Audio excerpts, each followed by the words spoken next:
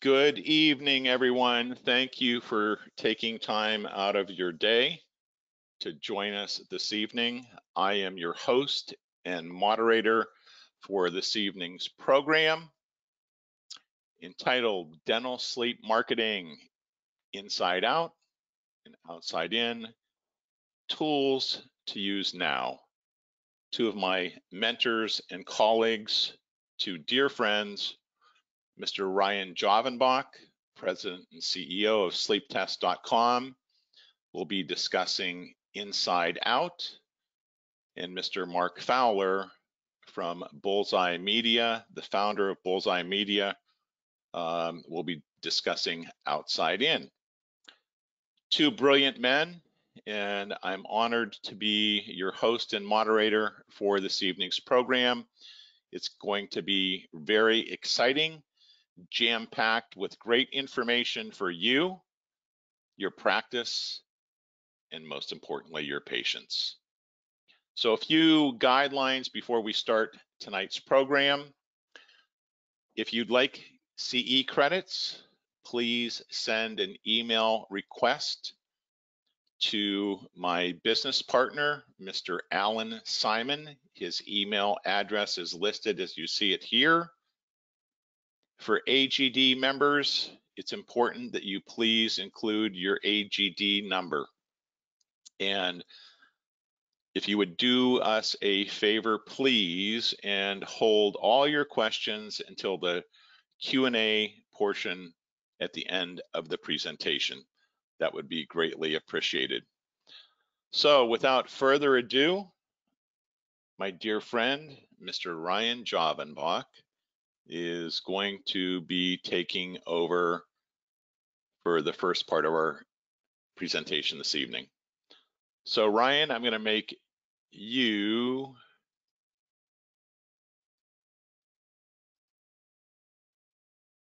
the potentially presenter. The presenter. Well, thanks, Tucker. Excited to be here. Thanks to everybody that has joined us. I know you've got a lot going on, whether it's your family, your friends, your business, or maybe you don't. And this is the perfect opportunity to dive into marketing and maybe learn something new. Maybe hear something you've heard before. Potentially if you've seen or heard Marc lecture before. One of my favorite folks to not only hang out with at events, but also learn from. And also we've taken some of his strategies and built them into what we do at SleepTest.com. So thank you for that, Marc. And I thought I might start off by simply explaining what we mean by inside out and outside in. And so, you know, for one, we wanted to grab your attention. Maybe kept you thinking or wondering, well, what the heck are these guys going to talk about? Inside out, outside in? You know, Marc does this for a living. I've got about 18 to 19 years of sales and marketing experience. And I'm learning something new every day, especially when it comes to technology. So really simply, when we're talking about inside out approach, and that's what I'm going to be discussing today. Inside is your internal systems, what you already have going for you now. You've got patients, you've got the practice, you've got a brand. How do I reach outside to reach your patients or other people who are not currently your patients? Marc, and you can correct me if I'm wrong later, but the outside in approach, something that his team does great at Bullseye Media, is reaching outside to the public, getting those people and bringing them into your practice, understanding your brand, learning more about you, your culture, and then really finding a way to just come in. Why am I going to come to your practice? From your website, from your social media, and all that fun stuff. So let's dive in here. And if I could first start off by, you know, helping you guys understand, with marketing, it all starts with the strategy, it all starts with the plan. It's not simply just blast this stuff out. We've got to have certain call to actions. We've got to have certain metrics that we're looking at and how we measure not only our current patient population, but the population around us. And so you want to really not only diagnose your internal patients from a perspective of who they are, what they like, what they don't like. And I'll refer a lot to a book that I love called What Customers Crave. And I don't care if you are a dental practice, a physician's practice, In-N-Out Burger, Starbucks, you name it. They do refer a lot to those organizations who've done this better than anybody else. The other one's Starbucks, Nike, you name it. It's a brand you can't forget, and you always go back for more because they know what customers crave, because they understand they know what customers hate. I know it's a tough word to talk about, but at the same time, if we don't know what your customers crave, and customers meaning your patients, how can you tap into that? So today I'm going to share a little bit about, first and foremost, just getting prepared and then what to do. I believe that really does start, you guys heard me talk before, anything and everything I do has a purpose. Doesn't matter if I'm walking across the hall or if I'm doing something with intention, it's got to be there. Otherwise, it's not worth doing. And then getting prepared. So know your audience. Look at your patients. Who's who. You've heard us talk about this before. You know, everybody is using telemedicine now. Tucker is. SleepTest.com is. My local pediatrician that my kids go to, and I'm going to show you some examples of what they've also sent me so you can take those and use them for yourselves. Email blasting, smart email blasting, not just blasting out to everybody. There are a lot of different ways that you can look at your patient population internally, remember going inside out, to see who deserves this kind of email versus that kind of email. Because if you send them everything, they're just going to throw it right in the trash. From there, I'm really big on calendar tools. There's a lot of different ways to do this. And again, if I'm getting prepared, I've got to have something to make things super simple for patients to schedule with me, whether it's telemedicine now or telemedicine in the future. I'm going to share with you what I've found that I really like for art creation, and touch a little bit on social media too. And that's a little bit more of the outside-in approach, but that will lead right into what Marc's talking about. Lastly, it's up to you. We're going to be talking about what it takes to go. You know, where do you go? How do you go? How do you measure and hold yourself accountable? So before any of this works, any of this sticks, you have to have a purpose. I don't care who you are, what you do, what kind of business you operate, or what kind of relationship you're in. And I'm a big believer in sharing that purpose with your team, because if you don't, they will not follow you. They will not be bought in, and they won't care. And so we have a very simple purpose here at SleepTest.com. I love to share it because you're a part of it. I see a lot of friends on this list who are in here, and I hope you get something from this, but ours is simple. We want to minimize the barriers to testing so we can increase the access to care, but then so you get to be the hero. You get to be the one to change or save lives. The difference is if we just stopped here and said minimize barriers to testing to increase access to care, the purpose isn't strong enough, because the ability to be a part or a piece of the puzzle of changing or saving someone's life is a big deal. And Marc's going to talk about branding. And when you're looking at branding of who you are and why people should come to you, that's important. That's important.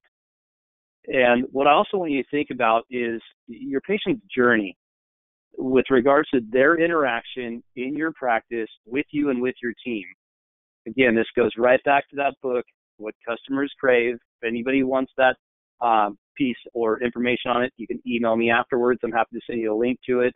I think every business owner in every sort of realm of business should read that book. And what they do is they walk you through the pre-touch. The pre-touch is, you know, your website, your brand, this email blasting we're going to be talking about, social media. The first touch is when they walk in your door, and how are they welcomed? The core touch, how are they treated?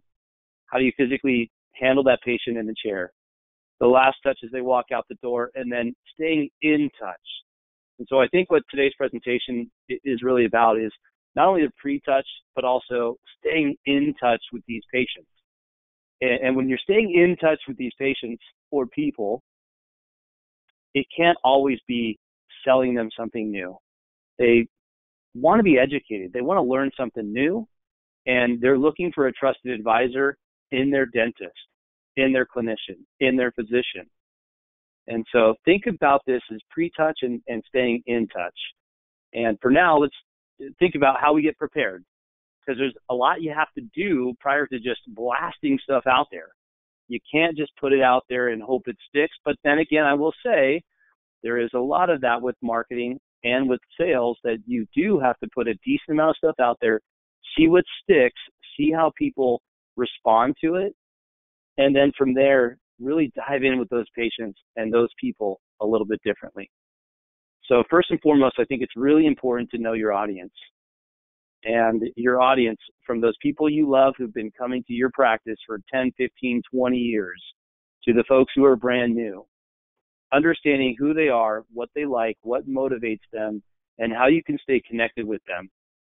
And so from this perspective, I'm talking about the perspective of where we are today in today's world, where potentially your doors aren't open yet, but they will be.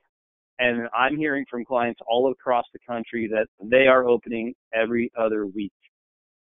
So take some time, whether it's in your dental software, whatever it is that you have and that is at your fingertips, to really sort a list of your patients and understand who they are and how important they are with regards to urgency, at-risk patients. Start with your low-hanging fruit. And I love to do this, for example, when I'm calling out to our current clients. I can export a list from our CRM, customer relationship management software, and I can physically go through and, with all due respect, rank from top to bottom or bottom to top, or where we like to spend a lot of time is the people in the middle who are doing a little bit of dental sleep medicine, but we know they have the potential, and how can we help them do more? So when you look at this population of patients that you have in your practice, you guys were just open a month and a half ago, 2 months ago, whatever that was.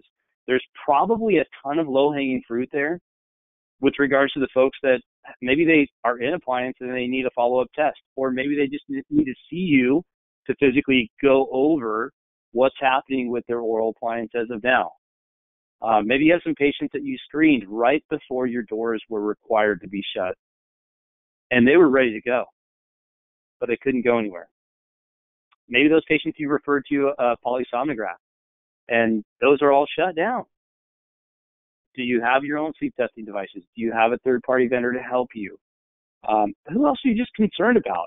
Who do you know? Who do you love? And what do you do from there? So in wrapping up kind of this section, if you have the ability in your software that you use now, use it. Download it into an Excel spreadsheet.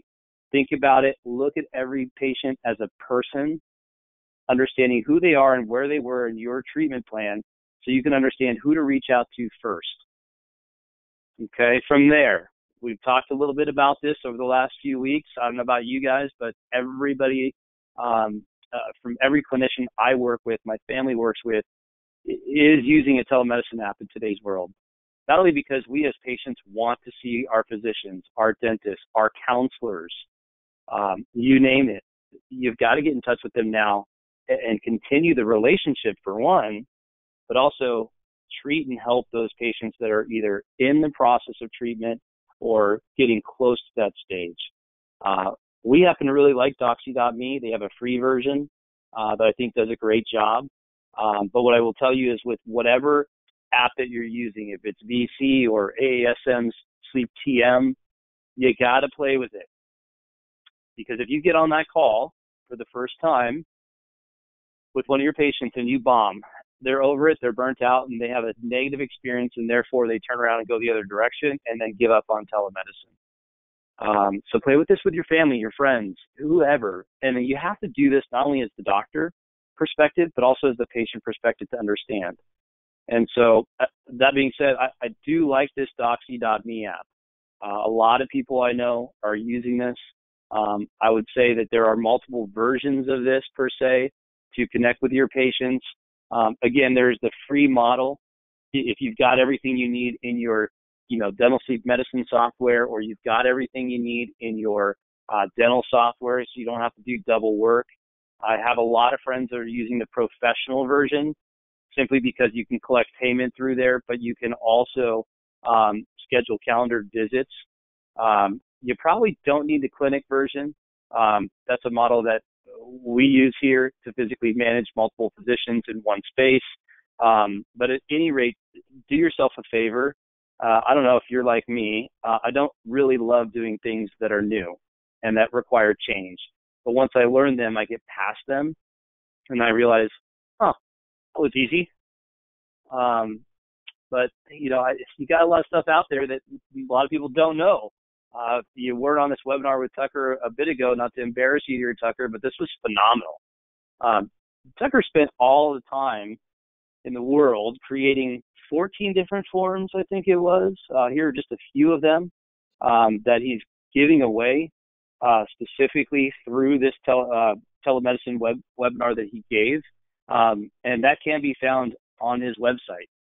You also have Randy Kern going in there and talking about the billing capabilities of what you can and can't do, how to collect, and so on and so forth. So I do encourage you, if you're anyone like me who doesn't love jumping into something new, learn what you can from the tools that are right there at your fingertips.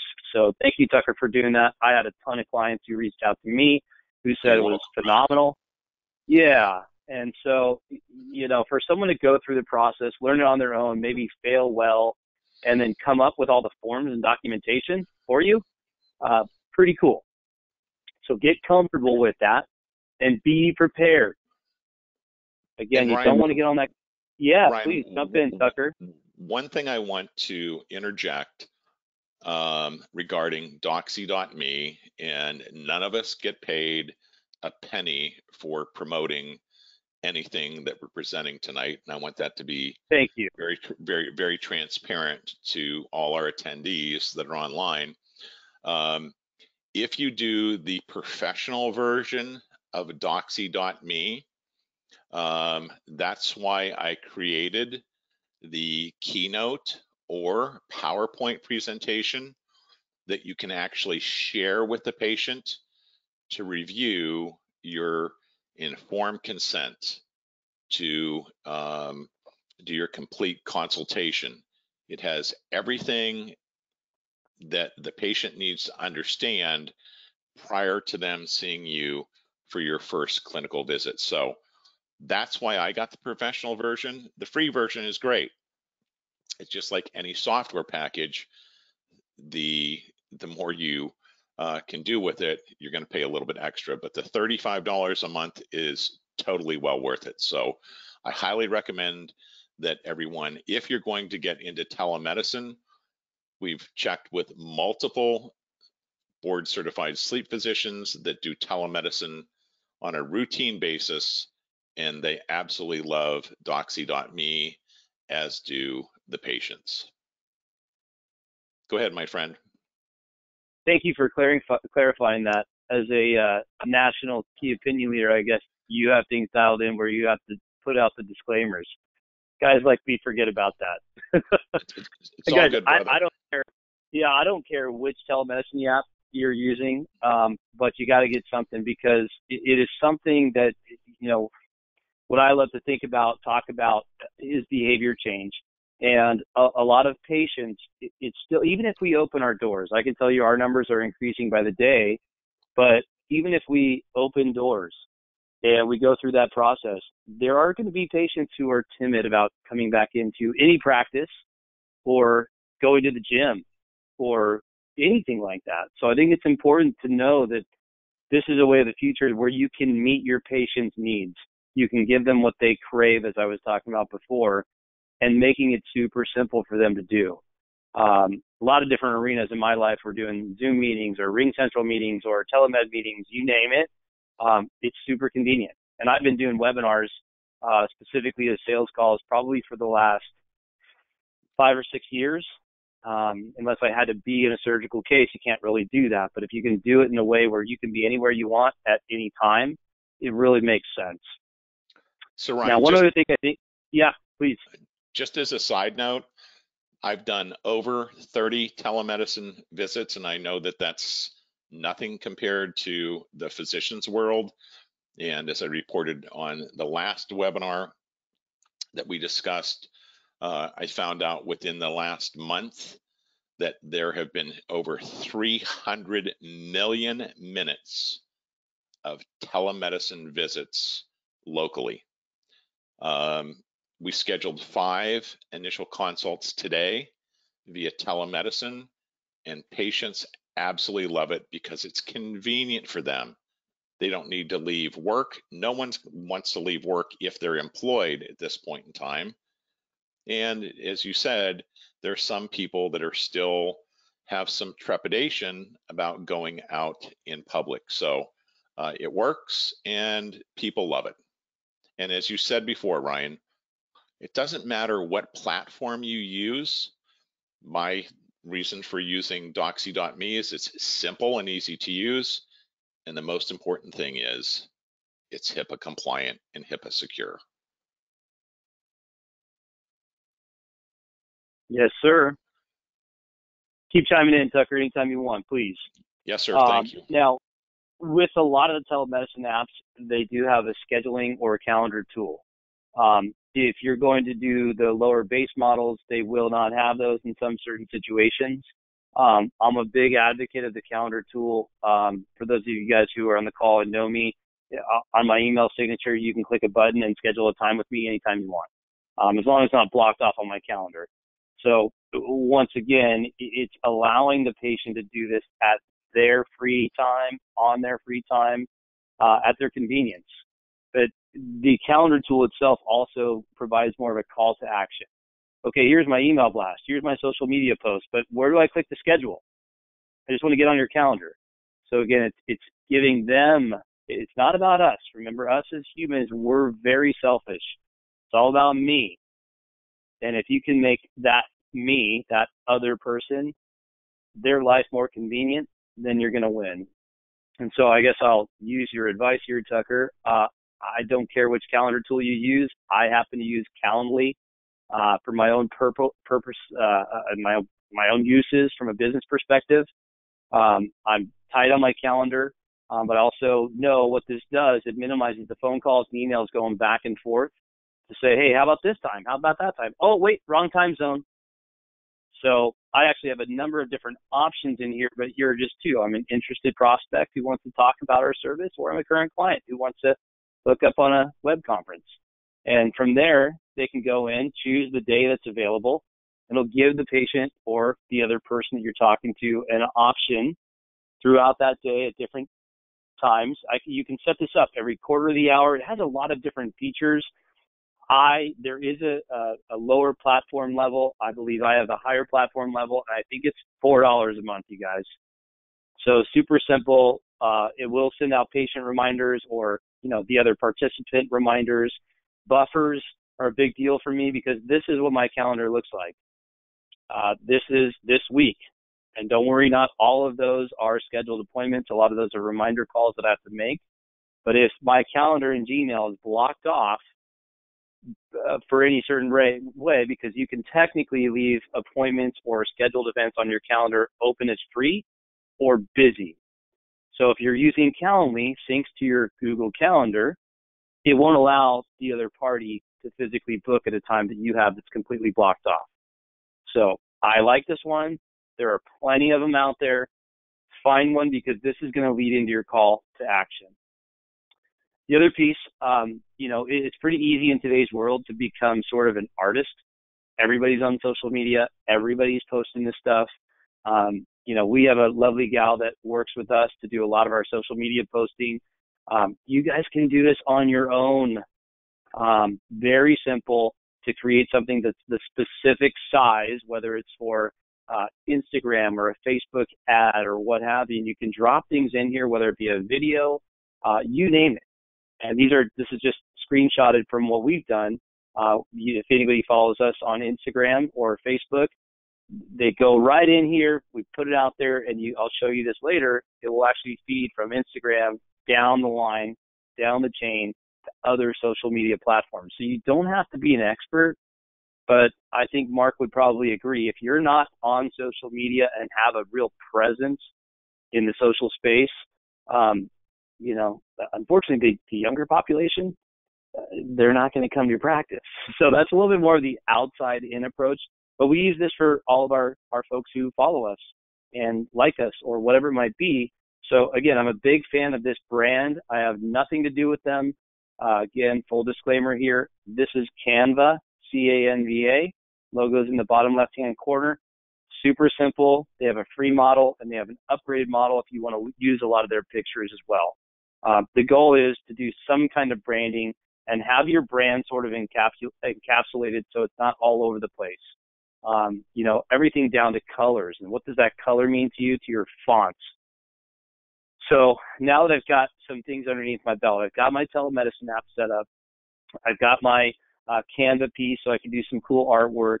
But now how do I connect with these patients from an email blasting perspective? And again, we're just offering tools here.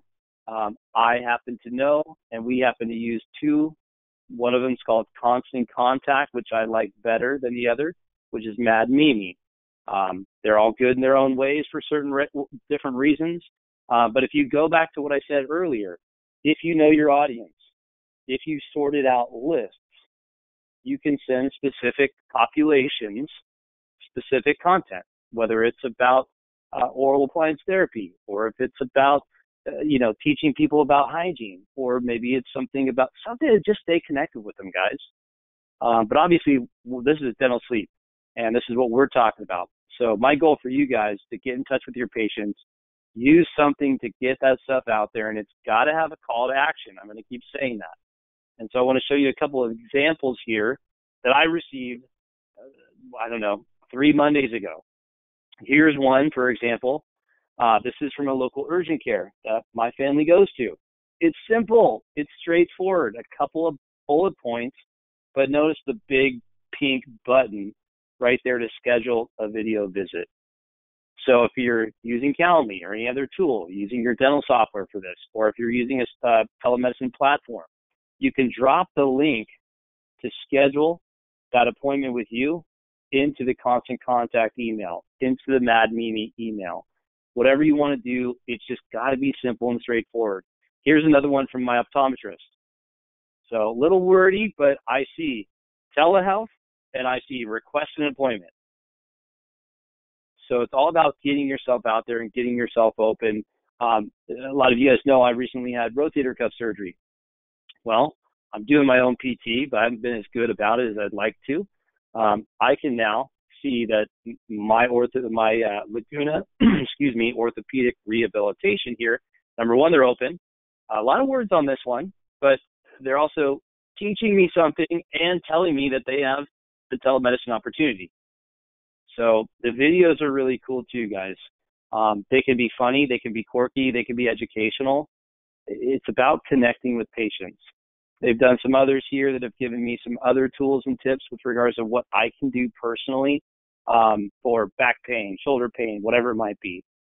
And I do want to give some props to one of our clients who, if you're on the webinar that Tucker and I did with Randy Kern and Dr. Singh, they just simply took the content that we had and they dropped it into an email blast, and they set up 16 telemedicine consults that week after just putting it out on Monday.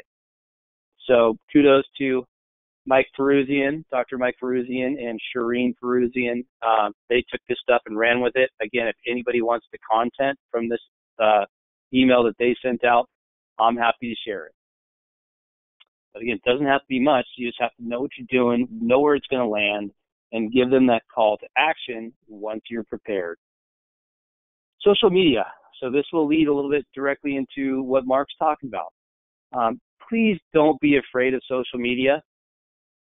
It is what it is, whether you like it or not. If you're not on Instagram, LinkedIn, Facebook, Twitter, that's what people are looking at as that pre-touch I was talking about. And you can use this not only to stay connected with your patients, but also stay connected or get connected with people who are not yet your patients. Interesting story here too. We're all going through the process with SBA and PPP. I couldn't get in touch with my awesome account manager here at Chase. She's working from home. The branch is closed, nor was I going to see her. And I was looking for updates, even though she's emailing me and texting me. She said, Ryan, I love you dearly, but I can't get back to you fast enough. I'm working 14 hours a day.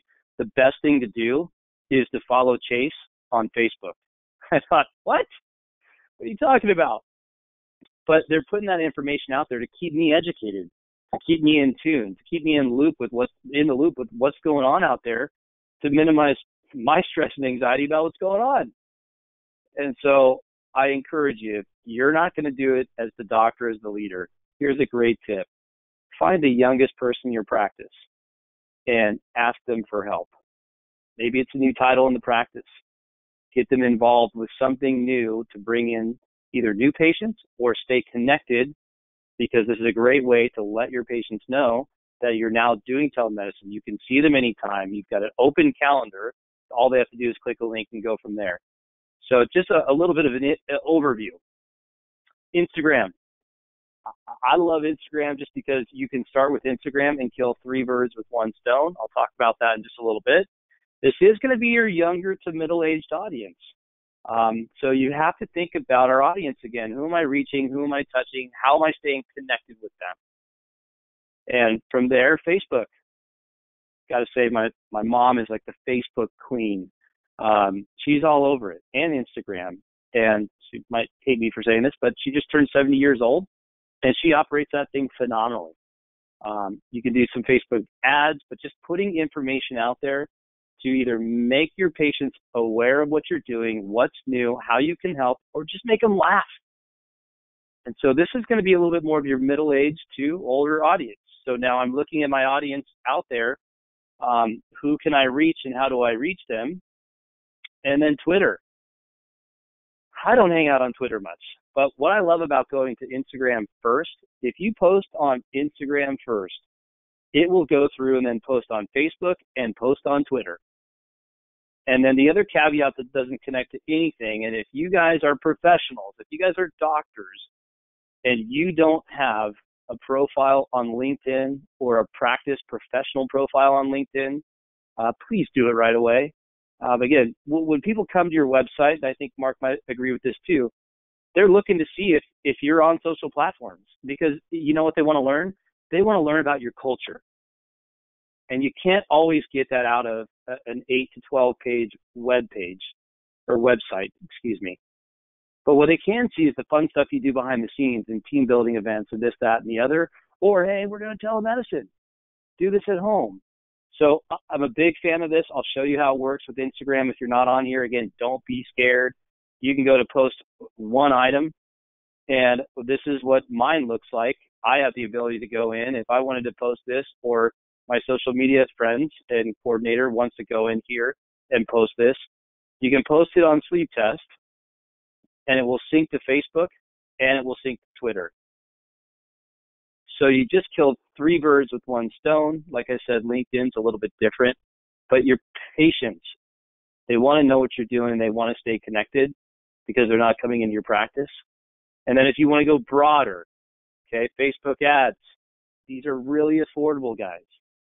You can throw $100 at this and spend $10 a day and reach a lot of people. We did this for World Sleep Day, gave $100 off of a sleep test, hoping to capture more patients that we can simply walk in your doors for therapy.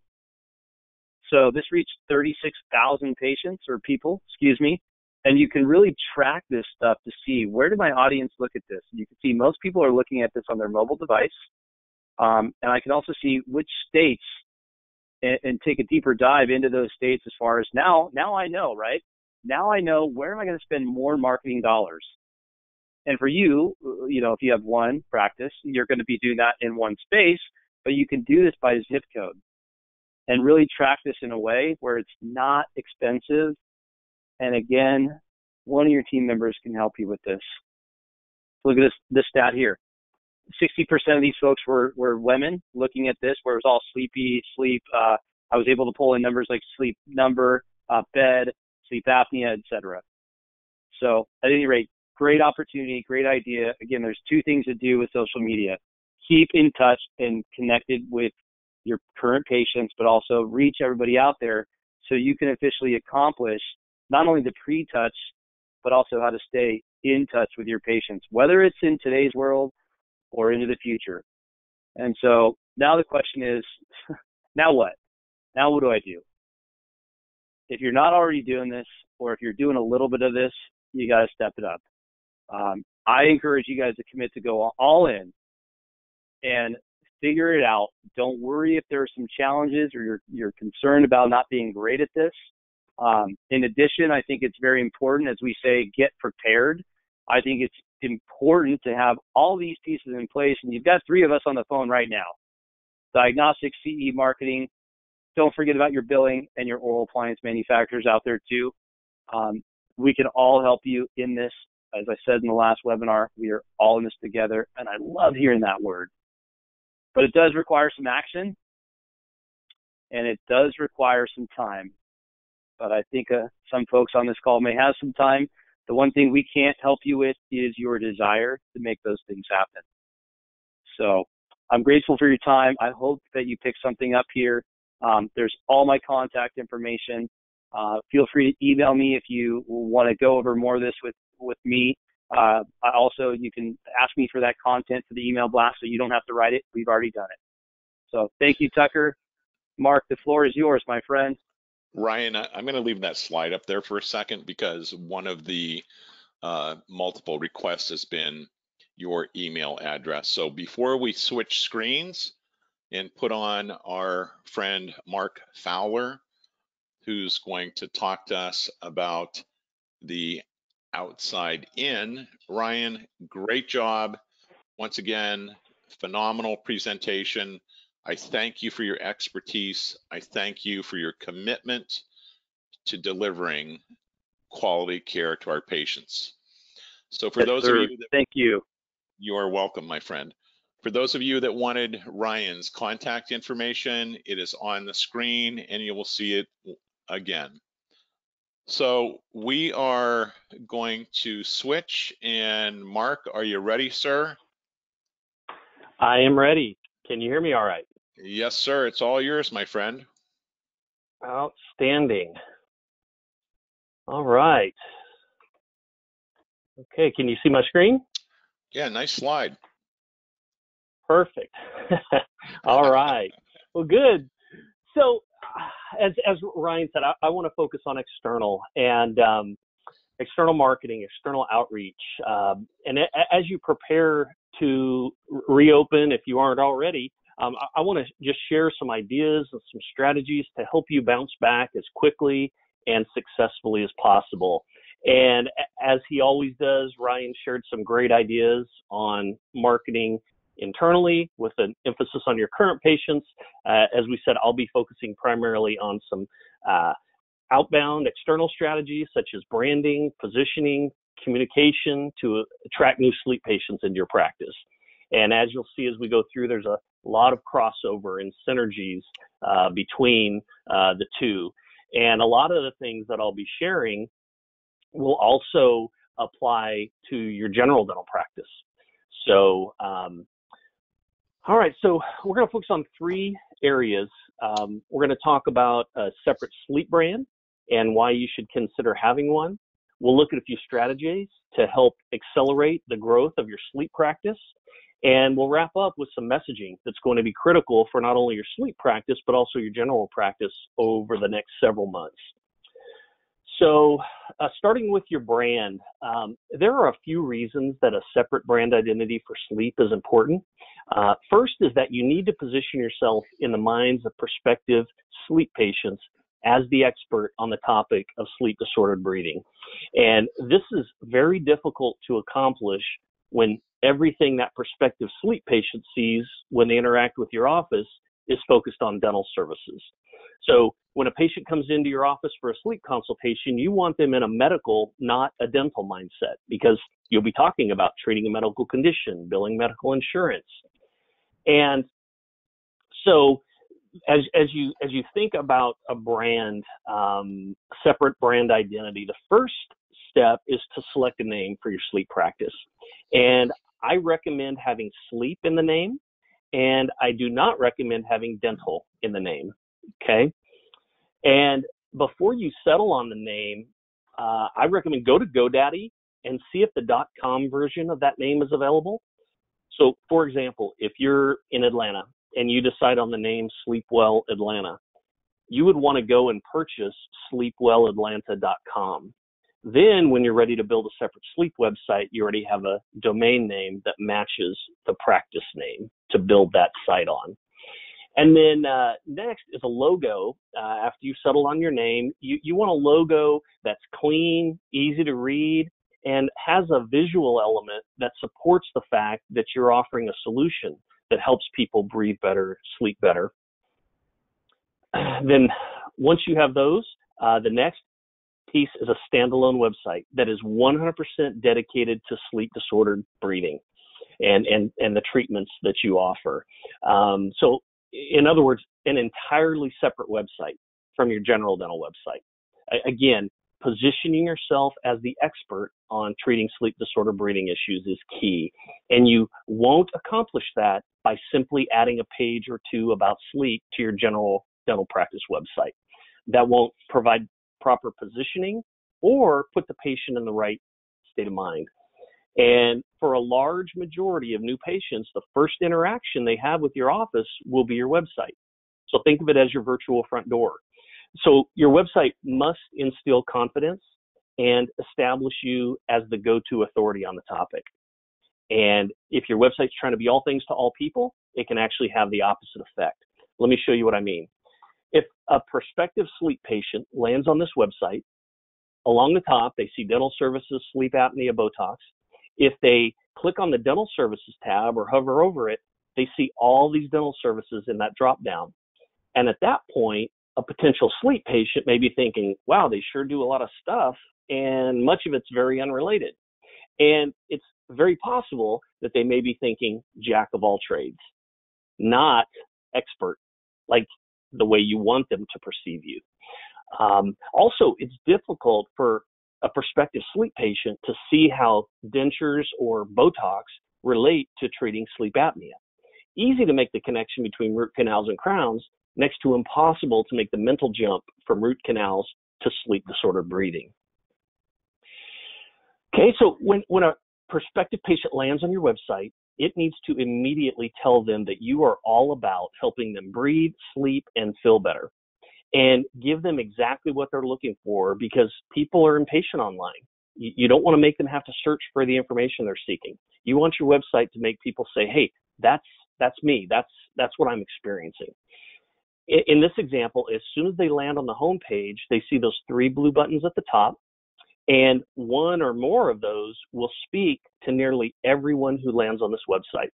Either they or a bedmate snores, they're always tired and aren't sure why, or they've tried CPAP and it isn't working for them.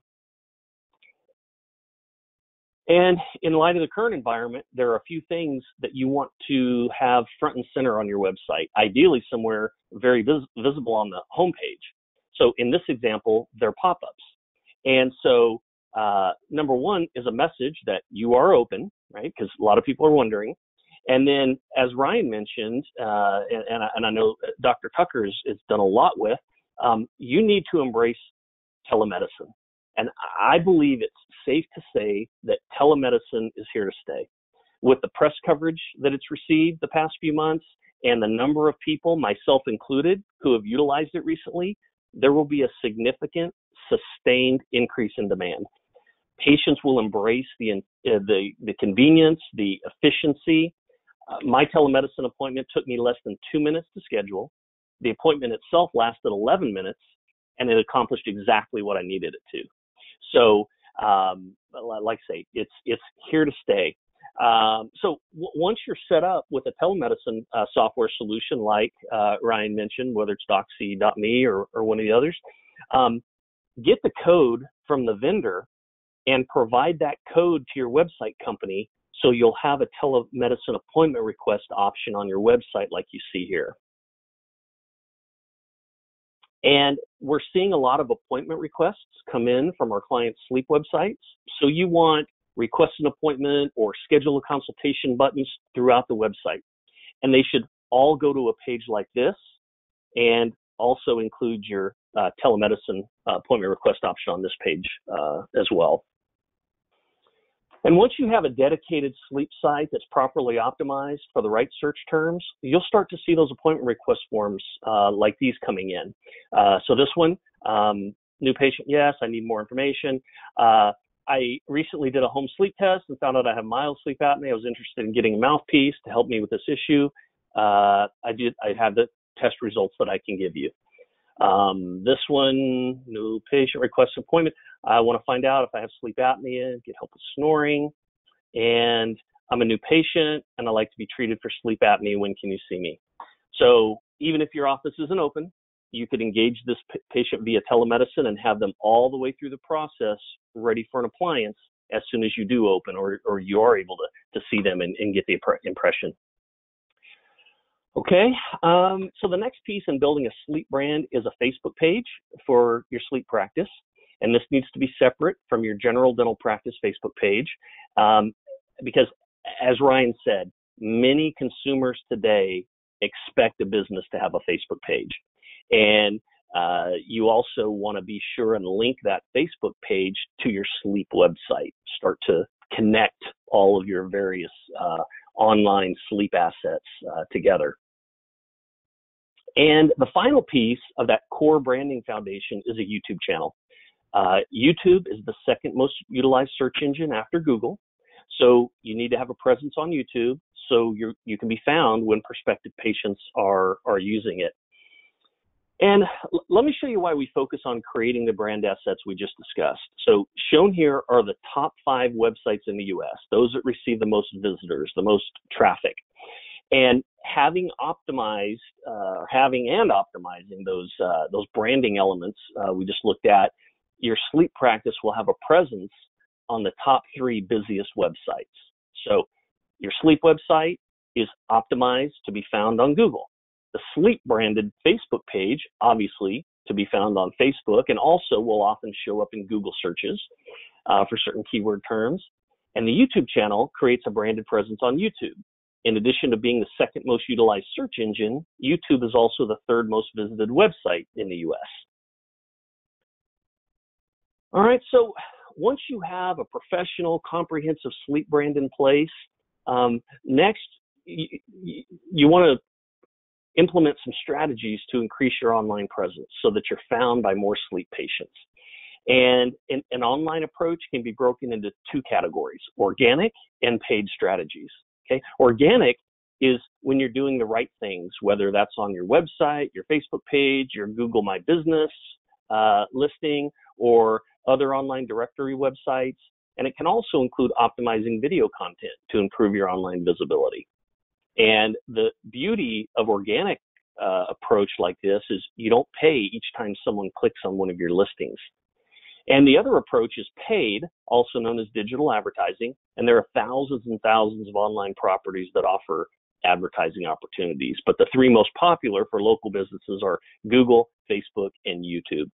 And since I want to be respectful of everyone's time this evening, we'll focus on a few very effective organic strategies. Okay, so when talking about being found online organically, the most visible example of this is called the map pack, and it appears right under the ads on the first page of a Google search result page. So this is prime real estate, and you can see it's front and center, and the eye is naturally attracted to this section. Now, I added the red square around it. A website visitor or a searcher wouldn't see that, but I just outlined that to show you. But the only way you show up here in that box, in that map pack, is if someone's typing in a a sleep-related search term into Google. The only way you show up is by having a separate Google My Business listing. That's, by the way, usually referred to as a GMB listing for your sleep practice. Okay, and the only way to get a GMB listing for sleep is to have a separate brand established for your sleep practice. That's just another reason why establishing that separate brand and website is critical if you're serious about building and growing a sleep practice. And a great way to enhance your GMB listing and get a lot of additional visibility is to add what are called Google Posts. They're almost like an ad or an announcement, and they allow you to highlight a service, a special offer, make an announcement. And these posts show up within your Google business listing, like you see here, your GMB listing, and they can be still images, they can be videos. This is an example of a great post to have ready to place on your GMB listing as soon as you open. And you could also put something like this on your Facebook page as well. All right, having a well-optimized GMB listing can generate a lot of phone calls, and you don't have to pay for any clicks. Here are snapshots from 2 of our sleep clients. They're the tracking dashboards that we set up, and you can see one of them received 16 calls, and the other had 40 calls from their GMB listing for that particular month. And these calls are in addition to calls coming in from their website, and they were calls that they would not have received if they hadn't established that standalone GMB listing for their sleep practice. And without that separate identity, again, you can't claim that GMB listing. So once you establish your GMB listing, the next step is to being found by more prospective sleep patients online is establishing directory listings for the sleep practice. And there are a few reasons these play such a big role in organic success. First, they often show up in Google searches. So you want to have a listing on that particular website so that when patients end up on them, they can find your practice. And next is a lot of these directories feed data to several sources. They feed to other directories, voice search software like Siri and Alexa, as well as Google. And finally, Google uses online directory listings in their ranking formula. And one thing that they want to see is what's called NAP consistency. They want to see that your name, address, and phone number are consistent across the leading directories. And this is one way they validate a business, and it impacts how visible they make your website as well as your GMB listing. And by the way, I know I've been saying sleep, sleep, sleep, but all of this also applies to your general dental practice. And this is a list of the directories with what's called the highest domain authority, meaning they'll have the greatest impact on your visibility online. So if you elect to do this process yourself, these are the ones you'd want to focus on first. Then there are another 40 or 50 that are also beneficial to claim and optimize. And if you have any questions or want to discuss which others you should focus on, I'll put my contact information at the end and just reach out. I'll be happy to help you. Another very effective organic strategy is to create video content. And Ryan touched on this. The great thing about video is that it's so versatile, both in the type of video content you can put together and create, as well as the ways you can utilize it once you have it. So you see here, you can do general, OSA education. Q&As are a great format. We like to do some research and find out what the most commonly asked questions are, and then create videos, Q&A videos with basically, the doctor answering those commonly asked questions, because we know those are going to get a good amount of traffic, and we also know that that's what people are wanting. Instead of us just guessing, what to create, we let them tell us what they want to hear. You can tell them what to expect when they come in, what to expect once they get the appliance, those types of things. Compare and contrast CPAP to oral appliance therapy. Obviously, talk about telemedicine. You can have pre and post consult videos, just welcoming them, thanking them, reiterating points that you made during the office visit or the telemedicine visit. And then once you have the content, you can put it on your website, your social media, whether that's YouTube, or Facebook, Instagram. On your directory listings, many of them allow for video uploads. You can run video ads. Video ads on Facebook, like Ryan talked about, can be very effective. One great example is you could create a video for your front desk to email to prospective patients who call in but don't schedule.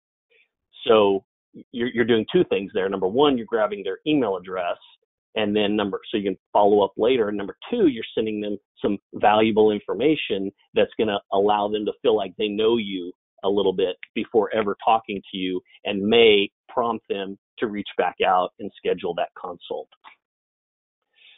And if you want to see a great example of a very relaxed delivery style and informative format, check out the sample video at the bottom of dentalsleepmarketing.com/remote-video. And note, this was shot on his iPhone using our app with our videographer controlling the shoot remotely. And I think you'll be amazed at the quality of the video. Now, you don't have to have the fancy editing like this one. If you just want to create some quick DIY video content, as long as the sound and lighting are above average, the video can be very effective. So have some good lighting, make sure there's not a lot of shadows, make sure you're not standing in front of a window or anything like that, and then get a lavalier mic because that's going to make a big difference on the sound quality. All right, so the last piece I want to talk about is kind of shifting gears. I want to talk about the thing that's on everyone's mind today and will likely be top of mind for the majority of patients for the foreseeable future. And that is cleanliness and infection control. So whether they're going out to get groceries, get a haircut, or get their teeth cleaned, they're going to be thinking about it. They're either going to be very actively thinking about it and aware of it, and at bare minimum, they're going to subconsciously be picking up on things. So I want to discuss some proactive steps you can take to reduce patients' anxiety and give yourself a competitive advantage. We're already seeing several major companies implement extremely proactive measures. Hilton just announced a new program to deliver a higher standard of cleanliness and disinfection to their properties. They've teamed up with the maker of Lysol and the Mayo Clinic to develop basically an elevated, accelerated cleaning process and team member training. Their press release said, the goal of Hilton Clean Stay is to provide guests with assurance and peace of mind when they stay in any of Hilton's properties. The initiative will create a focus on cleanliness that will be visible to guests throughout their entire stay. Research indicates that consumers have heightened concerns regarding hygiene on their journey, and trust in cleanliness standards will be critical to restarting travel.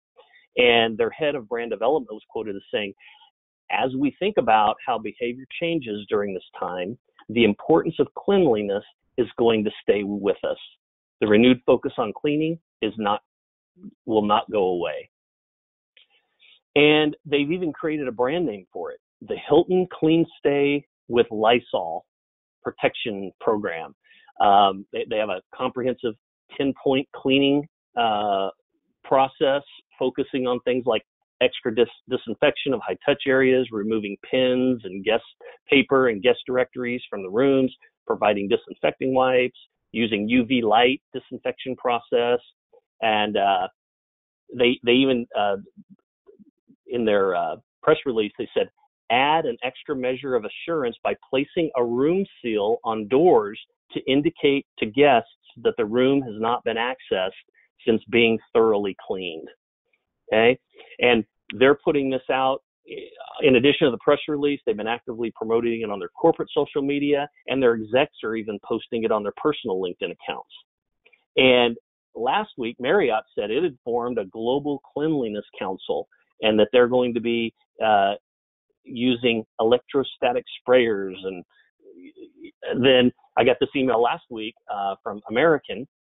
We're working to protect your well-being when you travel with us. And they went on to say all the things that they're doing, providing wipes and sanitizing gel, expanding cleaning program, HEPA air filters, etc. Okay. Now, you may have seen the big article and this interactive graphic in the New York Times that ranked dentistry as one of the occupations that face the greatest coronavirus risk. I think so dentists were here, and I think somewhere in here was respiratory therapists, or it might have been right in here. So, and a lot of, after that, a lot of other media outlets started running stories like this one. Between the proximity of the patient and the dental team and the aerosols created, it's been getting a lot of press. And this type of information will lead more patients to seek out dental practices as well as other healthcare providers who are able to effectively communicate their adherence to high infection control or infection control best practices. For the foreseeable future, a large percentage of the patients that contact your office will be germophobic. That is defined as having an extreme fear of germs and an obsession with cleanliness.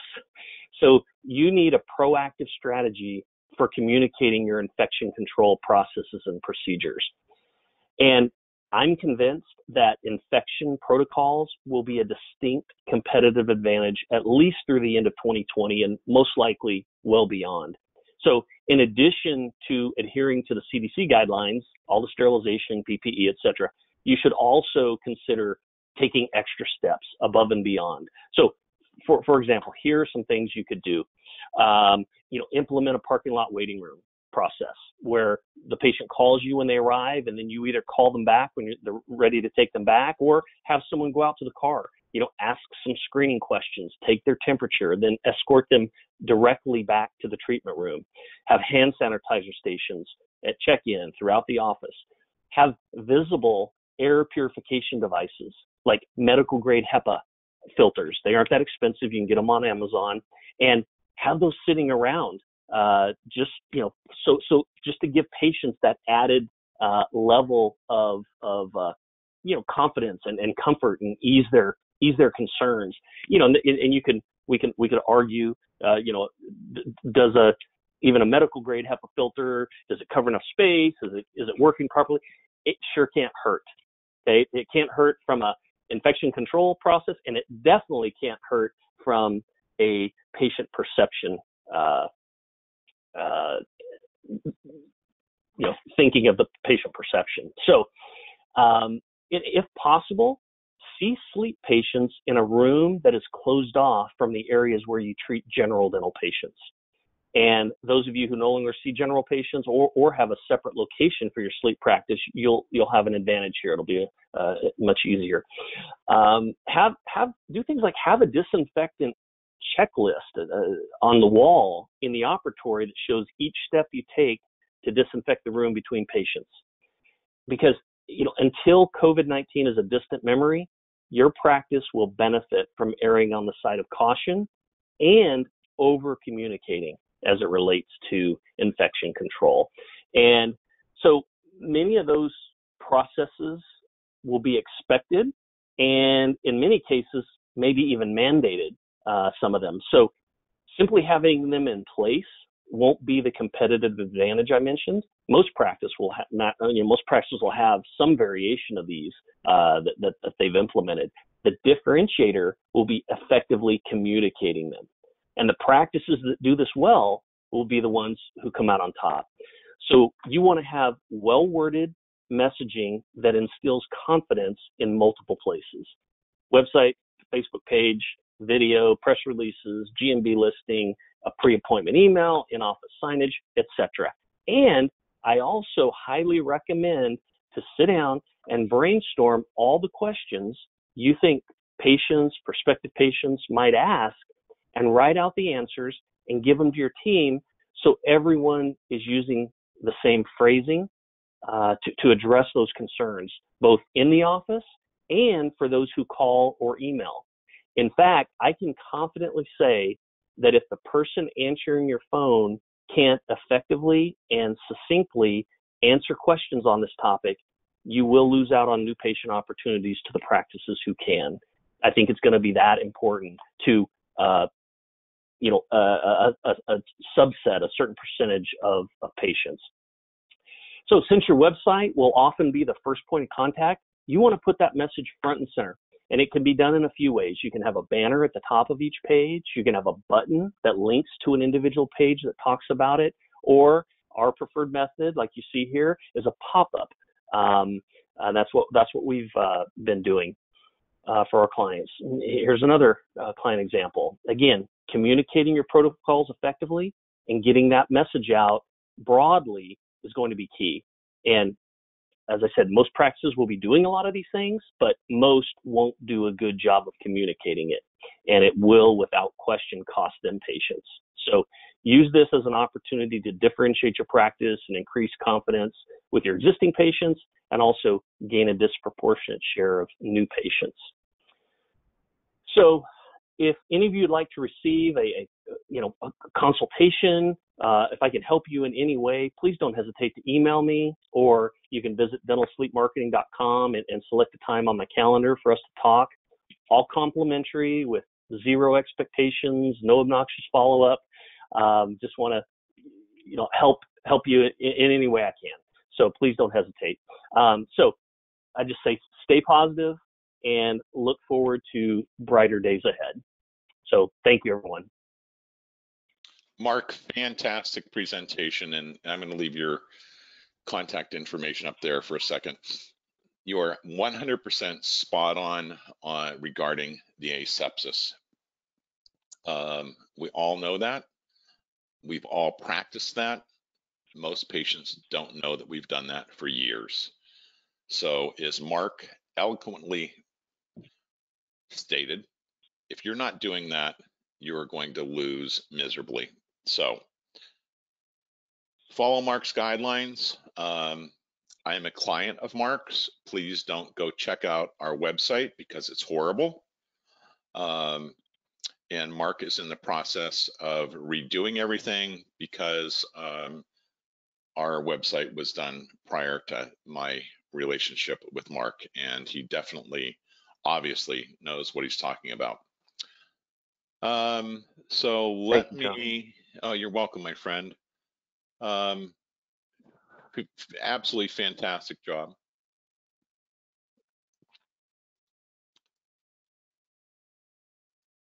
So one of the questions that we've had, and good or bad, gentlemen, I don't know. We've gotten some comments. Well done, guys. Thank you, John. One of the questions we have is, how do you charge teledentistry? Thanks. First of all, I'd like to make a clarification. This is not teledentistry. This is telemedicine, because sleep is a medical disorder. We're talking about a sleep-related breathing disorder. We're not talking about dentistry. So it's telemedicine. For the person that asked this, I hate to do this, but I'm going to redirect you to our website at tuckereducationalexcellence.com. Once again, tuckereducationalexcellence.com, where we went through the entire process of how you have a telemedicine visit that includes all the forms, a keynote or PowerPoint presentation explaining what a sleep-related breathing disorder is to your patients that you can play for them in your office or via doxy.me if you have the professional version. And Randy Kern from Christine Medical Billing goes over all the billing codes regarding that. So, gentlemen, I don't see a lot of questions, so some nice comments coming in. Maybe we just answered that so well all the way through, Tucker. Who knows? That's okay. See, Ryan looks on the positive. I'm thinking either that or we put them all to sleep. One of the two. Exactly. But you know what, gentlemen, I'm honored once again, and I hate to be redundant in my comment, to be the host and the moderator for this evening's program. You both are eloquent speakers, phenomenal information, and I'm proud to be part of it. Thanks so much. I actually feel better that we haven't jumped to open doors until we have all in place. I need more experience and expertise before I put it all out there. Or should I dive in? I'm going to say, Doctor,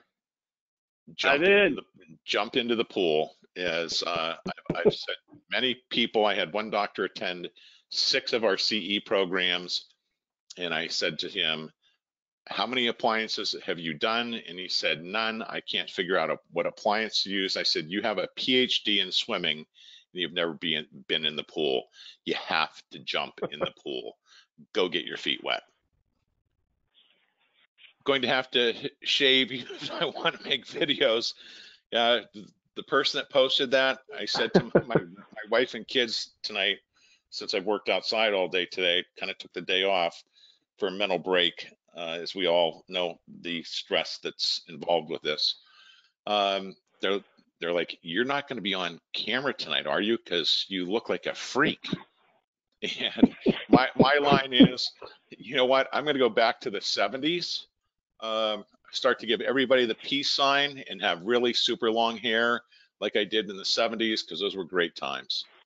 So I'm going to embrace those. One quick question. Okay, let's see. Have you, John, gotten reimbursed for your telemedicine consults?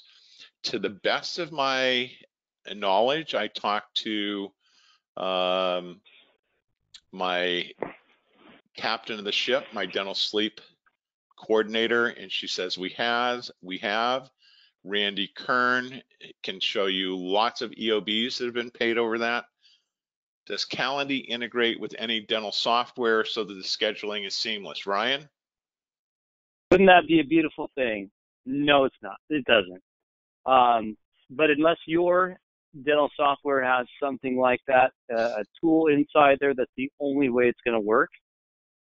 Otherwise, you've got to get some software developers involved to plug things in and make that all work. But I'm not aware of that. It's just an added value if you are at home. Tucker, you do something different, right? Because, for example, with telemedicine, you're on the phone you pick up the phone, call patients, and you schedule them in your dental calendar, right? So, without using the doctor calendar. Maybe you can share a little bit about that. Yeah, I don't use Doxy Calendar yet. I have a specific sleep software, and I'm not here to talk about that because there are multiple platforms for that. But we have our forms online, and what we found is patients have some difficulty in navigating those, and typically a lot of the sleep patients we're seeing are more of our senior citizens, and I get that. So we send out all the forms that are part of that telemedicine program that Randy and I gave a week ago today, and they complete them, paper forms, they send them back to us, and then they're scanned into our system. And we actually set up an appointment via a telephone call for the telemedicine visit. And remember that the patient is invited and the patient initiates the call. And there's a lot that goes into a telemedicine visit that Randy and I reviewed last week. So I would encourage you to look into that. I think, gentlemen, wait. How do you make yourself look busy on Calendly? You know what? You just block off times on your calendar. You know what you do? You look busy. No, you do a screenshot of Ryan Javanbakt's calendar, and you copy it. And to give people a little bit of a headache, forgive me. Everything's color-coded. It's got its own reason behind it. If anybody wants some education on my over attention to detail, I won't call it OCD to put that out there, but it's pretty darn close. It helps me get everything done, guys. And to use a calendar tool like that, anything you do in life, you don't have all the back and forth. And it makes it simple for the other party. Remember, that's what we want. We want it simple for people to do business with us, period. Correct. And Ryan, I will say it makes you one of the most efficient people I know.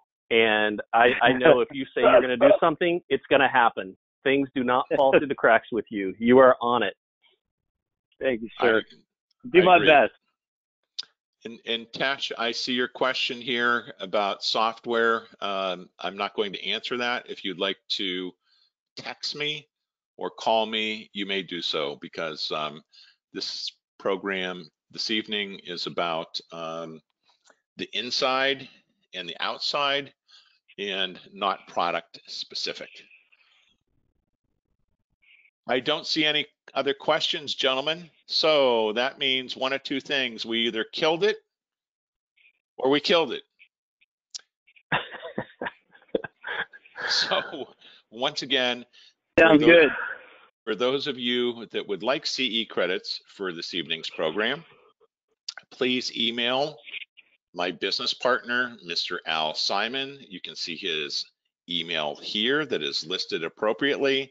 And once again, AGD members, please include your AGD number so that we can get your CE certificates appropriately to your account number. So thank you all. Thank you, Mark. Thank you, Ryan, for another outstanding webinar. We hope all of John, you. I was just going to say thank you for hosting. You did a great job, and all the behind the scenes, putting it all together and making it happen and making it flow so seamlessly. Really appreciate it. My pleasure, Mark. Thank you so much. It's a privilege and honor to work with you and Ryan and Randy, and we've done some really amazing things, I think, in these last few weeks, and we're all blessed, and I'm very thankful for all of you. Most Yes, of all, sir. Agreed. I'm thankful for all of our attendees, your dedication. Thank you for following us. Please stay tuned. We're not done. There will be a lot more to follow. So stay well, mentally and physically, and we look forward to seeing you on our next webinar. Have a great evening, everyone. Thanks, everyone. Take care.